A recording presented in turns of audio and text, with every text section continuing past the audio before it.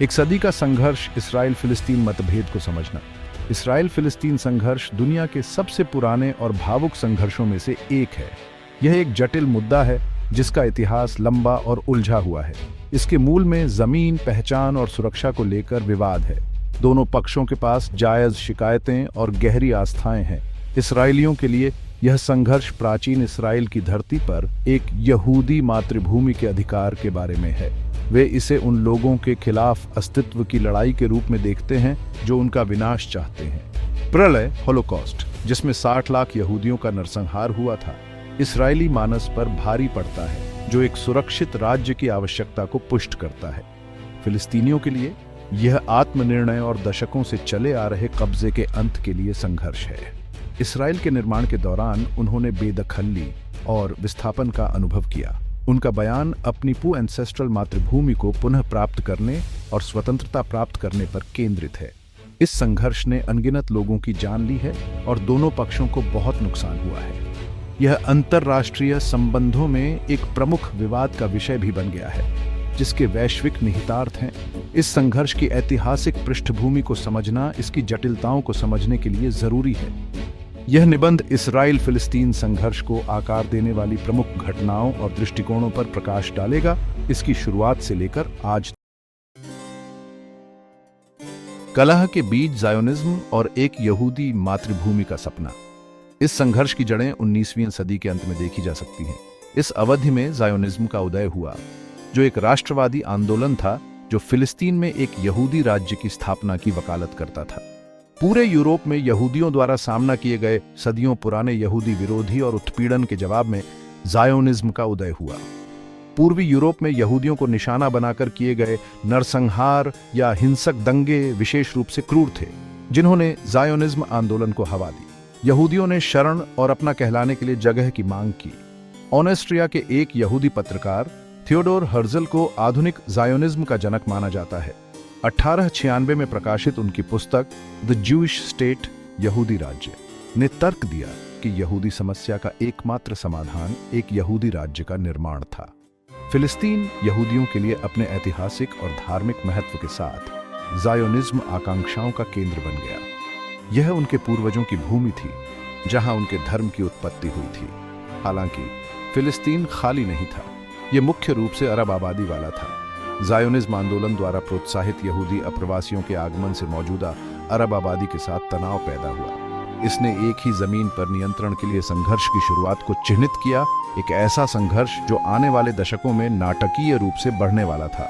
ज़ायोनिज्म आंदोलन ने समय के साथ गति पकड़ी, जो लगातार यहूदी विरोधी और एक यहूदी मातृभूमि के सपने से प्रेरित था। एक विभाजित भूमि, इसराइल का जन्म और फिलिस्तीनी पलायन। पहला विश्व युद्ध और उसके बाद के घटनाक्रम इस संघर्ष में एक महत्वपूर्ण मोड़ साबित हुए। उस्मानी साम्राज्य के पतन के बाद फिलिस्तीन पर नियंत्रण हासिल करने वाले अंग्रेजों ने 1917 में बाल्फोर घोषणा पत्र जारी किया। इस दस्तावेज ने फिलिस्तीन में यहूदी लोगों के लिए एक राष्ट्रीय घर की स्थापना के लिए समर्थन व्यक्त किया। ज़ायोनिज्म आंदोलन द्वारा बाल्फोर घोषणा पत्र को एक जीत के रूप में देखा गया था। हालांकि इसने फिलिस्तीन में पहले से ही रह रही अरब आबादी के अधिकारों को पर्याप्त रूप से संबोधित करने में विफल रहकर आगे संघर्ष के बीज भी बोए। 1947 में संयुक्त राष्ट्र ने फिलिस्तीन को 2 राज्यों में विभाजित करने के लिए मतदान किया, एक यहूदी और एक अरब। इस विभाजन योजना को यहूदी नेतृत्व ने स्वीकार कर लिया था, लेकिन अरब नेतृत्व ने इसे अस्वीकार कर दिया था। 14 मई 1948 को डेविड बेन गुरियन ने इजराइल राज्य की स्थापना की घोषणा की। इस घोषणा ने पड़ोसी अरब राज्यों के साथ युद्ध छेड़ दिया। इसके कारण लाखों फिलिस्तीनियों का विस्थापन भी हुआ। यह घटना, जिसे अरबी में नकबा या तबाही के रूप में जाना जाता है, फिलिस्तीनी इतिहास में एक अत्यंत दर्दनाक घटना बनी हुई है। भाग 4, युद्ध और विद्रोह, हिंसा और अविश्वास के दशक। इसराइल के निर्माण के बाद के दशकों में हिंसा और अविश्वास के आवर्ती चक्र देखे गए। 1948 के युद्ध ने संघर्ष का समाधान नहीं किया, इसके बजाय इसने कटुता और आक्रोश की विरासत छोड़ दी। 1967 में इसराइल ने मिस्र, सीरिया और जॉर्डन के खिलाफ 6 दिवसीय युद्ध लड़ा। यह युद्ध एक और निर्णायक इसराइली जीत के साथ समाप्त हुआ। इसराइल ने वेस्ट बैंक, पूर्वी यरूशलेम, गाजा पट्टी, गोलान हाइट्स और सिनाई प्रायद्वीप पर कब्जा कर लिया। 6 दिवसीय युद्ध के दूरगामी परिणाम हुए। इसने पूरे ऐतिहासिक फिलिस्तीन पर इसराइल के नियंत्रण को मजबूत किया। इसके कारण फिलिस्तीनियों का और अधिक विस्थापन हुआ और वेस्ट बैंक और गाजा पट्टी पर इसराइल के कब्जे की शुरुआत हुई। 1964 में स्थापित फिलिस्तीनी मुक्ति संगठन ने 1967 के युद्ध के बाद प्रमुखता हासिल की। यासर अराफात के नेतृत्व में पीएलओ ने सशस्त्र संघर्ष के माध्यम से फिलिस्तीन को आजाद कराने की मांग की। 1980 के दशक में वेस्ट बैंक और गाजा पट्टी में इसराइली कब्जे के खिलाफ पहले इंतिफादा एक फिलिस्तीनी विद्रोह का गवाह बना। सविनय, अवज्ञा और सशस्त्र प्रतिरोध की विशेषता वाला यह विद्रोह 6 साल तक चला। 1990 के दशक में हस्ताक्षरित ओस्लो समझौते ने आशा की एक किरण दिखाई। हालांकि ये समझौते स्थायी शांति लाने में विफल रहे। दूसरा इंतिफादा, जो 2000 में भड़का, ने बातचीत से समझौते की उम्मीदों को और धूमिल कर दिया। भाग 5। गाजा, संघर्ष में फंसी जमीन की एक पट्टी। गाजा पट्टी, घनी आबादी वाला एक तटीय एन्क्लेव, संघर्ष का केंद्र बिंदु बन गया है। 1948 के युद्ध के बाद मिस्र द्वारा नियंत्रित यह 6 दिवसीय युद्ध के बाद इसराइली कब्जे में आ गया। इसराइल ने 2005 में गाजा से अपने पोजलेनियों और सैनिकों को वापस बुला लिया। हालांकि ये गाजा की सीमाओं, हवाई क्षेत्र और क्षेत्रीय जल को नियंत्रित करना जारी रखे हुए है। एक इस्लामी उग्रवादी समूह हमास ने 2006 में फिलिस्तीनी विधायी चुनावों में एक आश्चर्यजनक जीत हासिल की। इसने 2007 में फाताह के प्रभुत्व वाले फिलिस्तीनी प्राधिकरण को बाहर करते हुए गाजा पर नियंत्रण कर लिया। हमास इसराइल के अस्तित्व के अधिकार को मान्यता नहीं देता है और उसने इसराइली नागरिक लक्ष्यों के खिलाफ कई रॉकेट हमलों में भाग लिया है। बदले में इसराइल ने सुरक्षा चिंताओं का हवाला देते हुए गाजा पर नाकेबंदी लगा दी है। नाकेबंदी ने गाजा में और बाहर माल और लोगों की आवाजाही को गंभीर रूप से प्रतिबंधित कर दिया है। इसने गाजा की अर्थव्यवस्था को भी पंगु बना दिया है, जिससे व्यापक गरीबी और बेरोजगारी फैली हुई है। इसराइल और हमास ने गाजा में कई युद्ध लड़े हैं, जिसके परिणाम स्वरूप दोनों पक्षों में भारी हताहत हुए हैं। स्वच्छ पानी, बिजली और आवश्यक सेवाओं तक सीमित पहुंच के साथ गाजा में मानवीय स्थिति गंभीर बनी हुई है।